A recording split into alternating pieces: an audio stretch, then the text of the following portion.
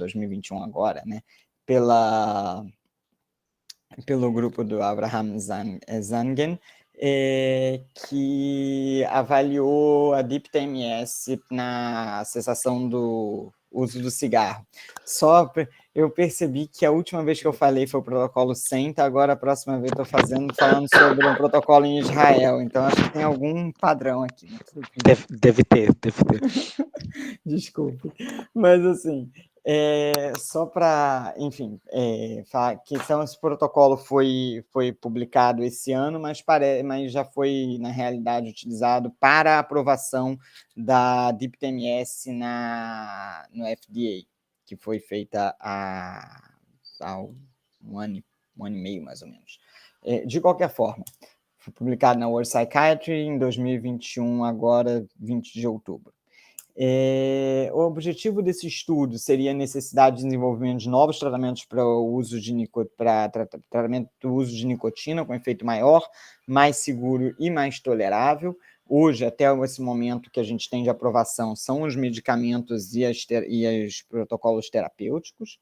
E quanto à importância, dito pelo próprio estudo, eles falam que o transtorno relacionado ao uso de substâncias acomete centenas de milhões de pessoas em todo o mundo, um número um pouco complexo, mas ele traz os dados para provar. As opções terapêuticas são pequenas, a gente sabe disso. Se a gente pegar em psiquiatria a quantidade de pacientes que nós temos internados por transtorno relacionado a substâncias são muitos, grande parte deles com comorbidades psiquiátricas. Apesar de muitos estudos em neurociência estarem voltados à elucidação dos circuitos responsáveis por esse quadro, droga, errei aqui, nicotina ela é a substância mais comumente utilizada em relacionadas ao transtorno por uso de substâncias na maior parte dos países. Isso a gente vê na prática, pelo menos aqui no Brasil, a nicotina e o álcool disparado. Além disso, a nicotina ele não traz isso, por isso eu não escrevi, mas é uma substância que é considerada socialmente aceita, diferente das outras, né? E o uso atualmente está diminuindo, mas ainda e o uso está associado a múltiplas doenças clínicas e outros problemas de saúde, seja de saúde pública, seja da saúde do próprio indivíduo. Quanto ao quadro clínico do transtorno relacionado ao uso de nicotina, nós temos o uso compulsivo da nicotina, quando o paciente ele começa a utilizar cada vez doses maiores, a fissura, o craving, quando o paciente ele fica por um pequeno período de tempo abstêmico e ele começa a precisar cada vez mais daquela dose para poder funcionar da forma que ele estava antes, ou mesmo causando ansiedade, quadros gradativos de ansiedade e até perda de capacidade funcional, de perda de capacidade laborativa por períodos pequenos, a abstinência, quando o paciente está em um período maior, com os quadros de síndrome de abstinência à nicotina, sejam eles clínicos ou psíquicos, as recaídas frequentes que podem ocorrer durante o tratamento. Muitos desses pacientes eles fazem tentativas fracassadas de parar o uso, relacionada ali acima, e as consequências negativas, sejam elas clínicas, psíquicas ou sociais, relacionadas ao uso, que mesmo com elas o paciente não consegue interromper o uso dessas substâncias, no caso da nicotina. Estudos anteriores mostraram, tanto a gente sabe que a estimulação magnética transcraniana de repetição está comprovadamente modifica o humor e o comportamento, a aprovação do FDA para episódios depressivos e TOC, atualmente tem até algumas outras aprovações, seja em comunidade europeia. Aqui no Brasil a gente tem a aprovação também para a alucinação ativa na esquizofrenia, porém a gente sabe com um resultado um pouco dúbio, pelas últimas revisões e meta-análises, mas o estudo fala principalmente das aprovações FDA, já que o foco dele era a aprovação FDA desse método. Estudos com animais e humanos com amostras pequenas têm demonstrado que a estimulação magnética transcraniana por repetição aplicada ao córtex pré-frontal poderia reduzir a fissura e o consumo de substâncias de abuso, incluindo a nicotina. É importante a gente falar sobre o estudo que levou à aprovação da estimulação magnética por repetição, transcraniana por repetição superficial para tratamento de uso de substâncias em geral, adicções em geral e cocaína em particular na União Europeia, aprovado esse ano. e a maioria dos estudos na dependência de nicotina aplicou a estimulação magnética no córtex pré-frontal dorsolateral. Um estudo anterior, de 2014, publicado na Biological Psychiatry, não é meu, tá? Esse é outra pessoa, não sou eu, apesar de ter um Klein aqui, obviamente, utilizou a bobina DIPT-MS, a bobina H, uma bobina diferenciada, H4, ou também chamada H-Ed, ou H-Addiction. Vou mostrar mais para frente o desenho dessa bobina. Utilizando como alvo o córtex pré-frontal lateral e o córtex insular bilateral, protocolo de 15 sessões de 20 minutos cada, e eles fizeram um estudo randomizado duplo cego controlado, na realidade, avaliando 6 métodos, né? Placebo versus 1 Hz versus 10 Hz, e cada um deles com indução ou sem indução de craving, de fissura, 120% do limiar motor. Interessante isso, lembra um pouco os estudos para o toque que a gente tem visto, e os resultados publicados aqui à direita, como o primeiro número de cigarros por dia e o outro percentual relacionado ao baseline. Número de cigarros por dia, a gente vê que 10 Hz teve uma redução muito maior relacionando baseline contra a última visita, tanto com indução de fissura quanto sem indução de fissura. O mais seria os com indução e o menos os sem indução. 1 Hz ainda teve um resultado perto um resultado de melhora, mas que não foi considerado significativo quando comparado ao placebo. O placebo também teve alguma melhora. E a gente vê que também no percentual de cigarros por dia relacionado ao baseline, o grupo que mais se destacou foi justamente o grupo que fez uso da estimulação 10 Hz com indução de fissura anterior. Esse estudo foi relatado como a base para o estudo que nós vamos apresentar agora. E, por último, sobre o mecanismo de ação proposto da estimulação magnética para tratamento das adicções em geral e da nicotina em particular. A gente sabe que a estimulação magnética leva a uma produção de campo magnético de alta intensidade que excita o tecido neuronal. Essa excitação de alta frequência repetida leva ao fortalecimento das sinapses por meio da long-term potentiation, levando a mudanças na função da conectividade. Isso a gente já sabe pelos estudos também em depressão, e é suposto que o efeito da estimulação magnética na adicção seja em parte mediado pelo aumento do controle inibitório. Por isso, talvez a estimulação de alta frequência seja mais eficaz nesses casos do que a estimulação de baixa frequência, porque nós aumentamos o controle cortical, que leva a essa inibição sobre a compulsão e a ruptura dos circuitos relacionados à fissura. Talvez por isso tenha necessidade, nesses estudos, de estimular córtex pré-frontal lateral e a ínsula, não somente o córtex pré-frontal. Por isso ele supôs, né? Esse estudo, o desenho dele foi um estudo randomizado para o cego controlado, multicêntrico, 12 centros nos Estados Unidos, 2 centros em Israel. Aliás, isso já é uma limitação por si, né? Não tiveram outros centros no resto do mundo. População adultos entre 22 a 70 anos, consumo mínimo de 10 cigarros por dia, no mínimo por um ano. Então, pacientes tabagistas, considerado uma carga tabágica elevada. Todos os participantes foram incentivados a alcançar a abstinência, porém, todos os participantes não tiveram uma abstinência no último ano maior do que 3 meses.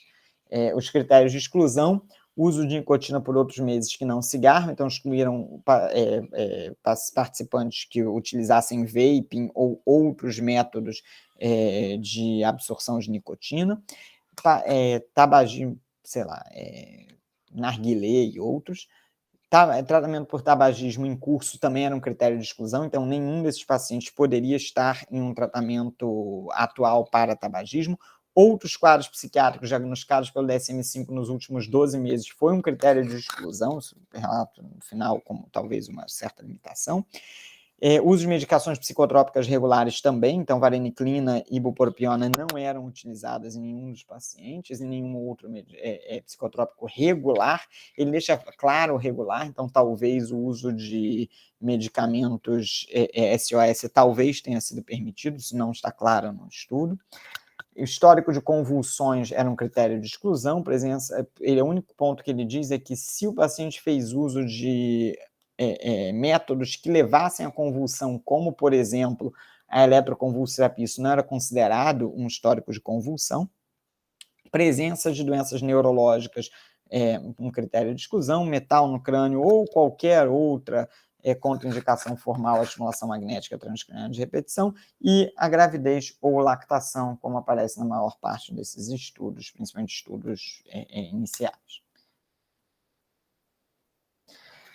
Os participantes no grupo ativo, 123 participantes no final estiveram no grupo ativo e 139 no grupo controle. A idade média foi de 48,8 no grupo ativo, 47,5 no grupo controle, não muito diferente.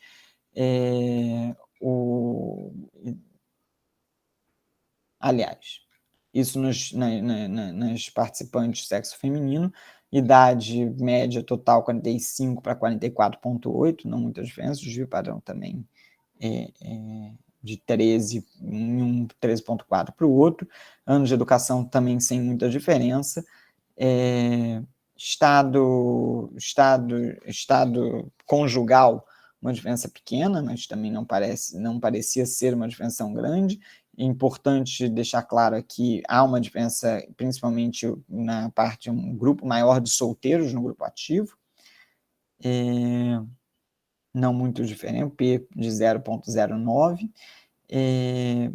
Também todos o resto, ficar falando um por um, todo o resto parece não ser uma diferença muito grande, tá?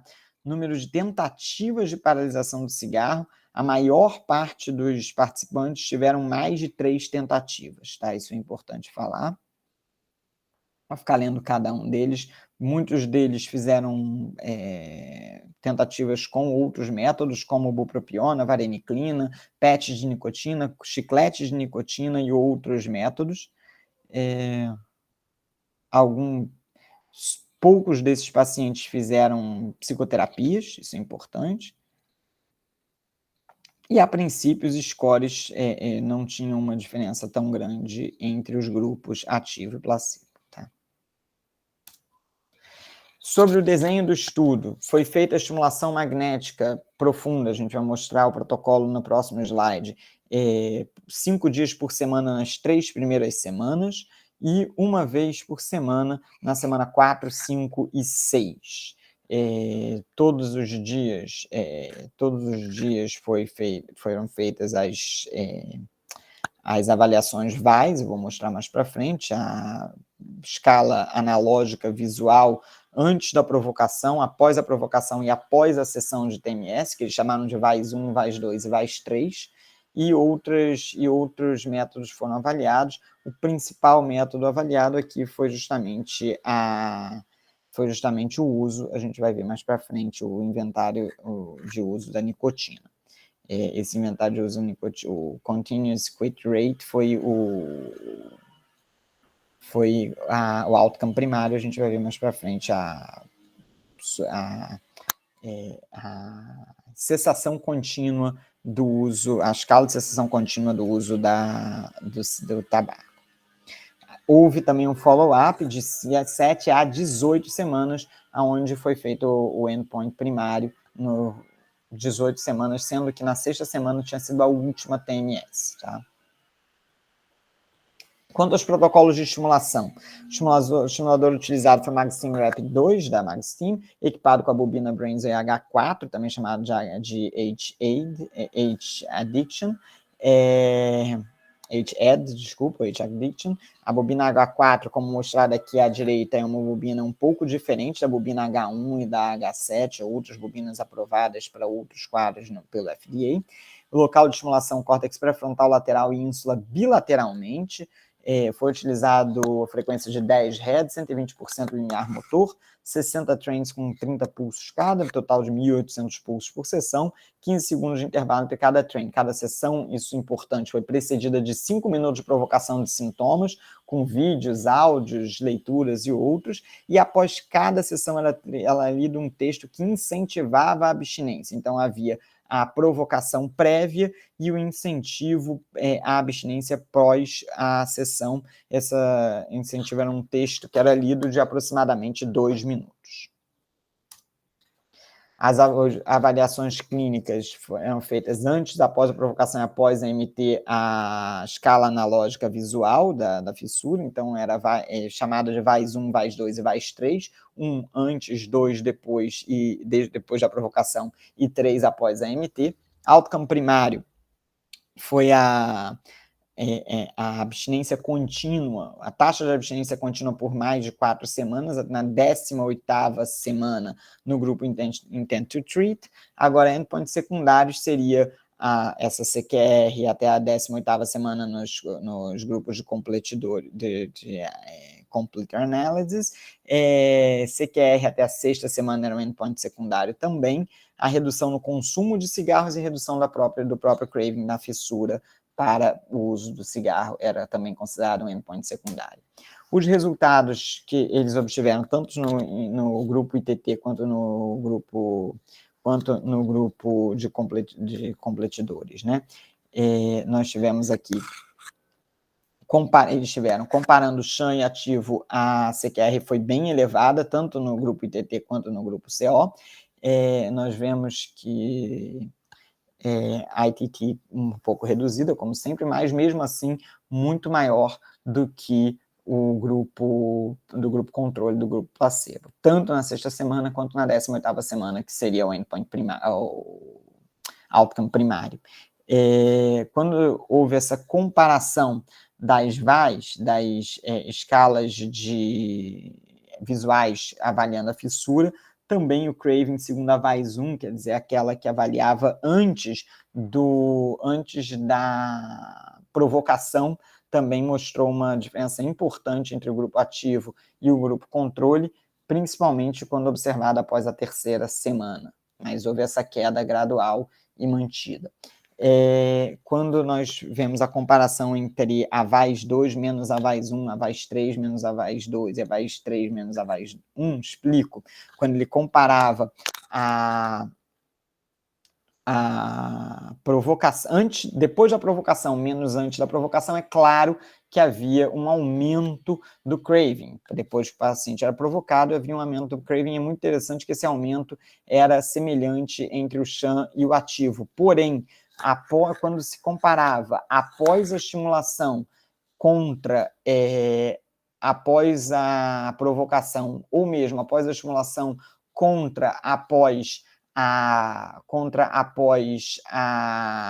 antes da provocação, se via que há uma melhora, tanto na primeira escala, após a provocação, após a estimulação após a provocação, ativo frente ao sham, e mais ainda quando a gente vê após a estimulação e antes da provocação, ativo contra o sham, também houve uma diferença importante.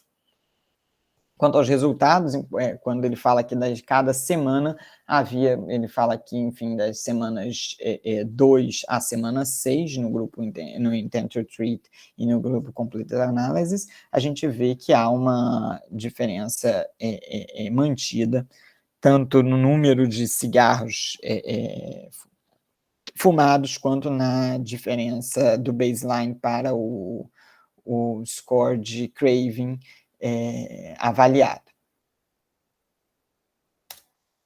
Então, a conclusão desse estudo, eles relatam ser o primeiro estudo randomizado, duplo cego, controlado, multicêntrico, de larga escala, que avaliou a eficácia da estimulação cerebral para tratamento de adicções. Importante ele colocar esse ponto multicêntrico, que não multicêntrico já houveram outros larga escala, incluindo aquele que levou à aprovação da estimulação magnética para tratamento de adicções na Europa. né, que era um estudo com cocaína. 2 estudos, aliás, um e o follow-up dele. O método estudado foi considerado uma intervenção segura e eficaz para o tratamento de tabagistas crônicos, diagnosticados pelo DSM-5 com tabagismo, mas não, obviamente, com outros quadros, com menos uma tentativa prévia fracassada de manter a abstinência. 68% dos pacientes tentaram pelo menos 3 vezes interromper o uso, como foi falado. O grupo ativo teve mais que o dobro da taxa de abstinência sustentada que o grupo sham, e a segurança e eficácia foi similar a estudos que utilizaram medicamentos, a vareniclina e a bupropiona. Quanto às limitações relatadas pelo estudo, ele coloca que não havia outro estudo similar para comparação. A princípio, não havia outro estudo similar para comparação com bobina em H. Outros estudos, eu trouxe uma meta-análise de rede publicada esse ano, que até um dos coautores é o professor Brunoni, que traz outros estudos, sim, para tratamento de nicotina.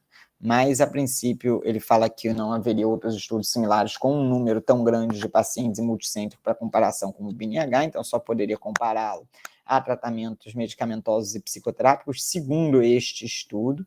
Não foi realizado no estudo essa comparação.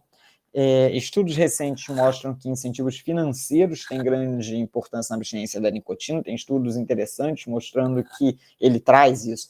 Estudos interessantes mostrando que pacientes que têm incentivo financeiro a parar a nicotina teriam uma facilidade maior, entre aspas, do que aqueles que só expostos à terapia e ou a medicamentos. E havia, apesar de não haver incentivo financeiro, esse estudo era gratuito e os pacientes estavam fazendo uso de um protocolo caro e não tão facilmente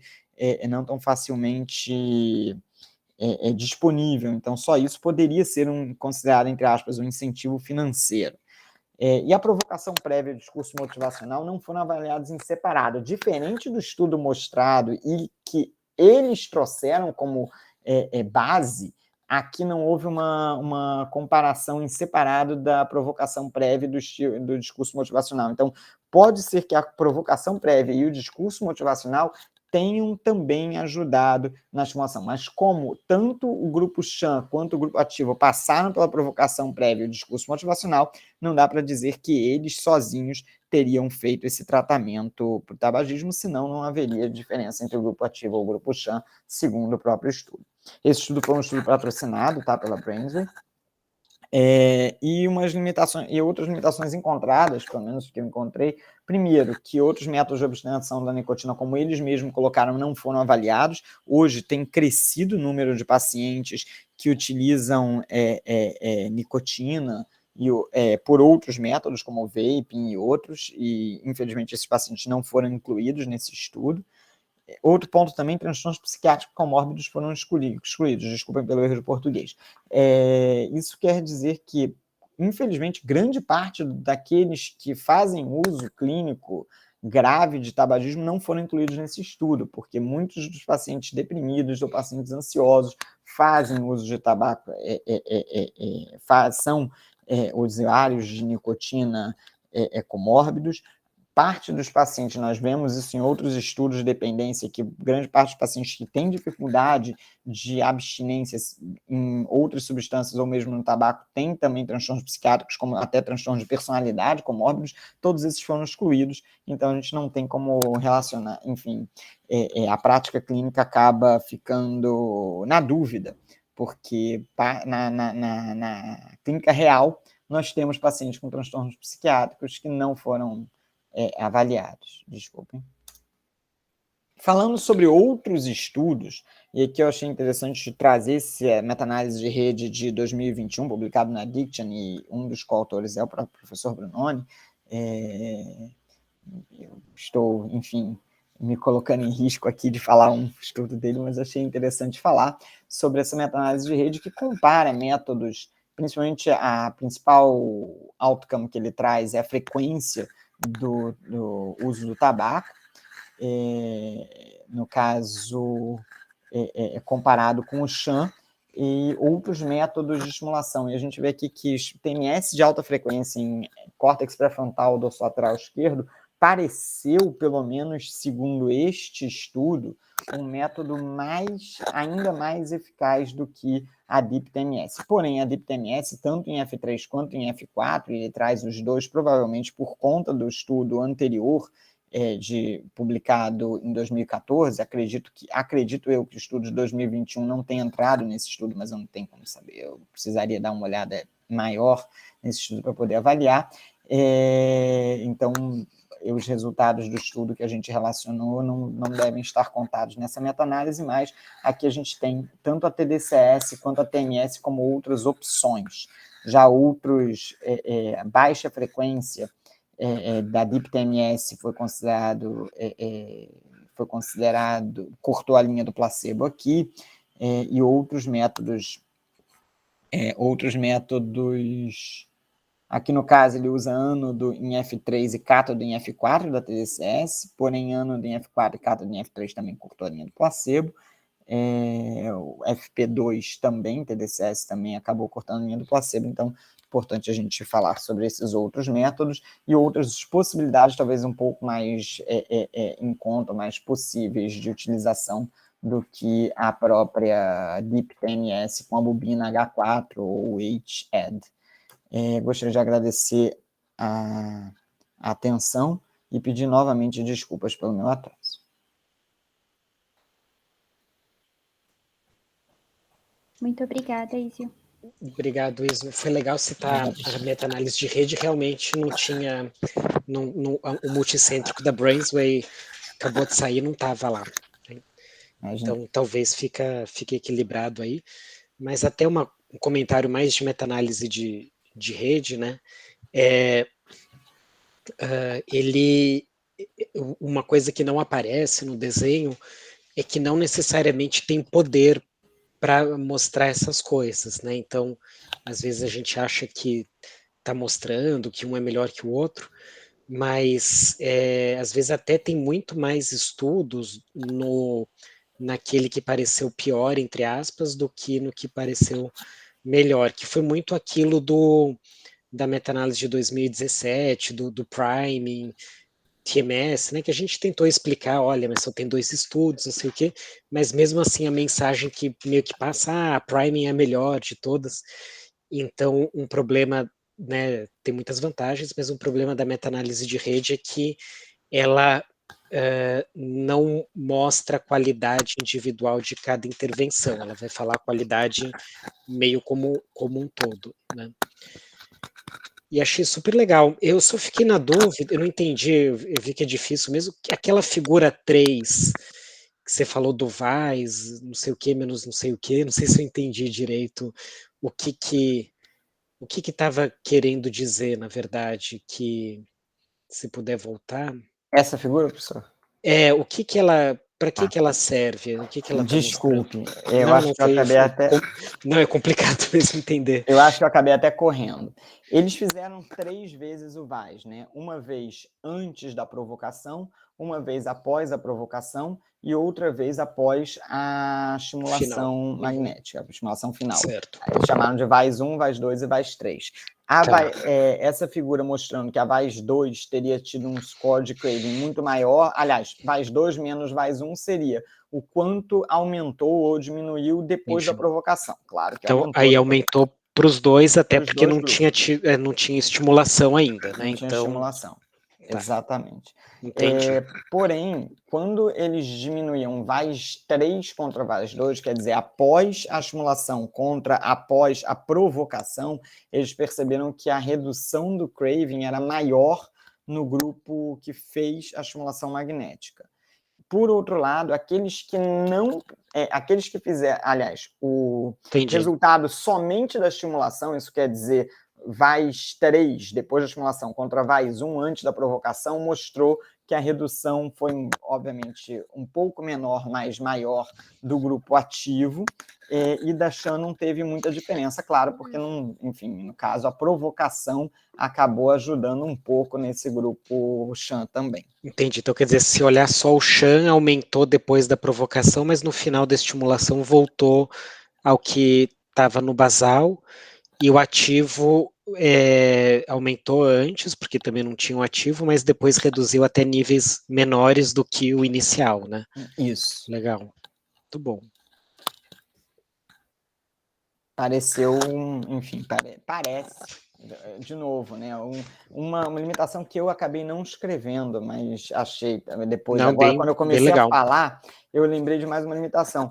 É um estudo, é multicêntrico, sim, mas 12 centros nos Estados Unidos, 2 em Israel. Faltou bastante países, principalmente países de baixa, com menor nível socioeconômico, enfim, cultural, que não.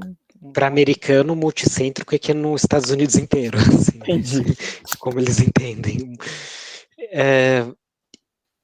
E aí, Izio, pensando no nosso meio aqui, que a gente não tem Brainsway, né? Então, a gente, né, até com resultados bons, né? Tá fazendo toque com duplo cone, né? Na área suplementar motor acessória, junto com provocação.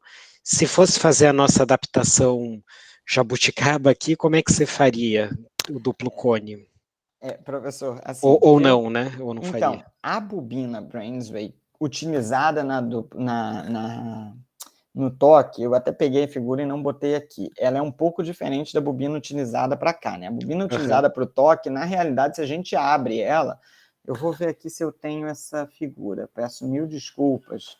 Eu acho que eu tenho sim, professor. Então, por isso que eu vou só pedir um minuto aqui. A bobina que eles colocam para o toque, na realidade, se a gente abrir ela, ela é basicamente uma duplo cone. Um duplo cone, né? Aqui, peraí, eu vou projetar essa. Um minuto só, me desculpem. Eu vou só puxar aqui da própria página deles. Vou projetar aqui. Me desculpem. Da própria página deles, a gente vê a bobina H7, né, que seria do toque, ela parece uma bobina duplo cone.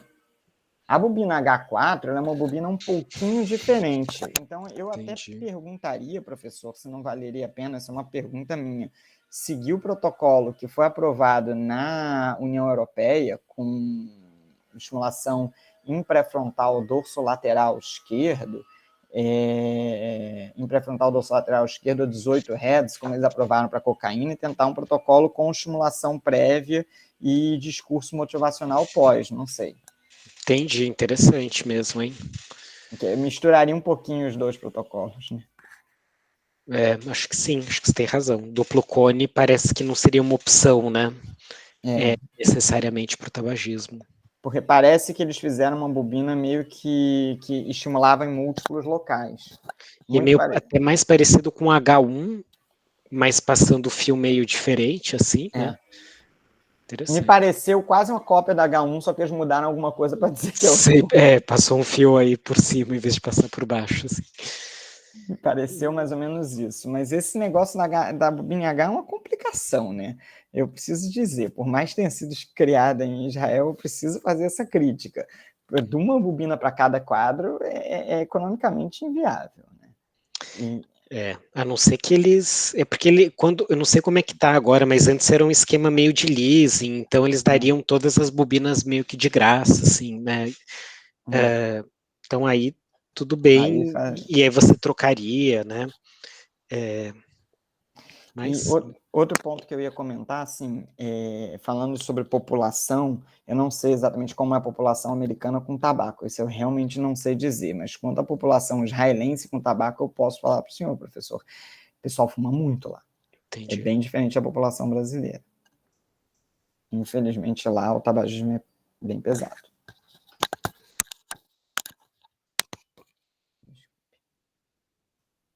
Então, sei lá, talvez a gente fazer protocolo com a bobina superficial, às vezes a MagVenture mesmo pode se interessar, né? Porque eles aprovaram lá na Europa e com essa ideia de provocação anterior e discurso motivacional posterior, às vezes, não sei, sei lá, desculpa. Não, achei ótimo. Mais algum comentário aí, pessoal? sobre a área-alvo, eles fizeram algo diferente também, né? Sim.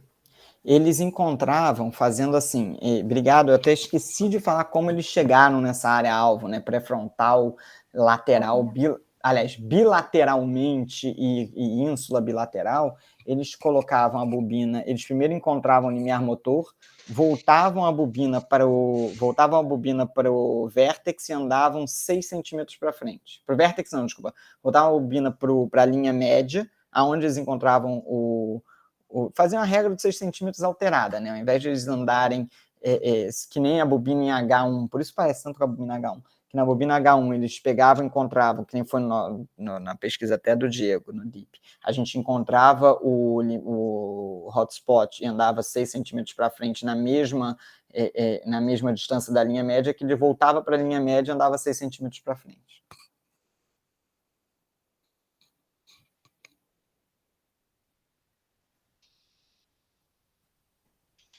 Mas aí até a comparação com outros estudos que usaram outro alvo acaba ficando um pouco prejudicada também, né?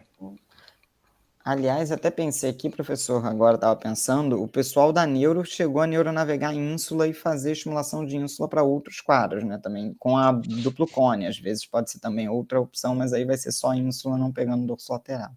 Não sei. Acho que aí pega, né? Acho que acaba pegando. Pega um pouquinho.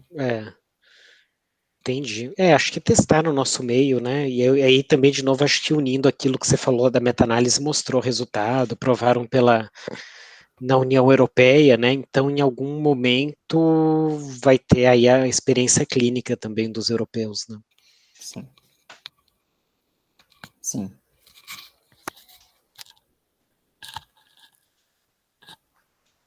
Basicamente. Mais algum comentário? Obrigado, professor. Eu queria agradecer tanto o professor Brunoni pela ideia e pela oportunidade, Tamires, todo mundo. Desculpa pelo atraso de novo. Imagina, Isa, foi super rapidinho. Obrigada pela apresentação. Que isso. Muito obrigado a vocês. Legal, pessoal. Então, a próxima é quando? Daqui 3 não. Um momento. A próxima é 10. Acho que é dia 10, né? Isso. Então tá, pessoal. Até lá, então, gente. Obrigado, Isil, mais uma vez. Obrigado, professor. Muito obrigado. Tchau, tchau, pessoal. Tchau, tchau, gente. Obrigada. Tchau, tchau.